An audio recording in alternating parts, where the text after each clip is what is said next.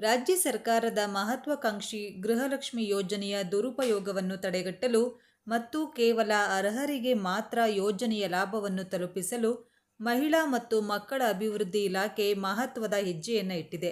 ಹೊಸದಾಗಿ ಅರ್ಜಿಗಳನ್ನು ಆಹ್ವಾನಿಸಲು ಇಲಾಖೆ ಅಂತಿಮ ಹಂತದ ಸಿದ್ಧತೆಗಳನ್ನು ಮಾಡಿಕೊಳ್ಳುತ್ತಿದ್ದು, ಮುಂದಿನ 2-3 ದಿನಗಳಲ್ಲಿ ಅಧಿಕೃತ ಮಾರ್ಗಸೂಚಿ ಬಿಡುಗಡೆಯಾಗಲಿದೆ.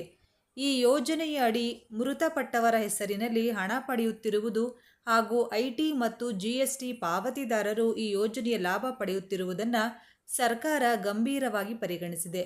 ಹೀಗಾಗಿ ಈ ಬಾರಿ ನಿಯಮಗಳನ್ನು ಬಿಗಿಗೊಳಿಸಲಾಗುತ್ತಿದ್ದು, ಐಟಿ ಜಿಎಸ್ಟಿ ಪಾವತಿದಾರರು ಹಾಗೂ ಮೃತರ ಹೆಸರಿನಲ್ಲಿ ಅರ್ಜಿ ಸಲ್ಲಿಸಲು ಅವಕಾಶ ಇರುವುದಿಲ್ಲ.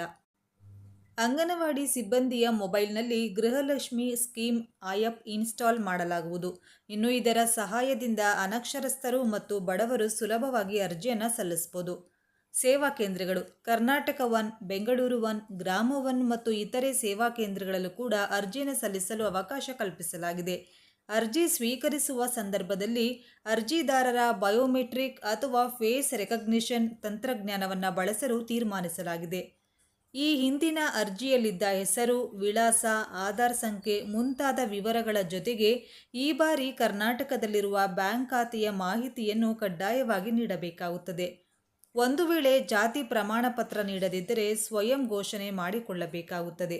ಈಗಾಗಲೇ ಯೋಜನೆಯ ಪ್ರಯೋಜನ ಪಡೆಯುತ್ತಿರುವ ಮಹಿಳೆಯರು, ಹೊಸದಾಗಿ ಸೇರ್ಪಡೆ ಬಯಸುವವರು ಹಾಗೂ ಬಿಪಿಎಲ್ ಮತ್ತು ಎಪಿಎಲ್ ಕಾರ್ಡ್ ಹೊಂದಿರುವವರು ಅರ್ಜಿ ಸಲ್ಲಿಸಲು ಅರ್ಹರಾಗಿರುತ್ತಾರೆ. ತಿಂಗಳಿಗೆ 2,000 ರೂಪಾಯಿ ನೀಡುವ ಈ ಯೋಜನೆಯನ್ನು ಮತ್ತಷ್ಟು ಪಾರದರ್ಶಕಗೊಳಿಸಲು ಸರ್ಕಾರ ಮುಂದಾಗಿದ್ದು, ಇನ್ನು ಕೆಲವೇ ದಿನಗಳಲ್ಲಿ ಹೊಸ ಅರ್ಜಿ ಸಲ್ಲಿಕೆ ಪ್ರಕ್ರಿಯೆ ಪ್ರಾರಂಭವಾಗಲಿದೆ.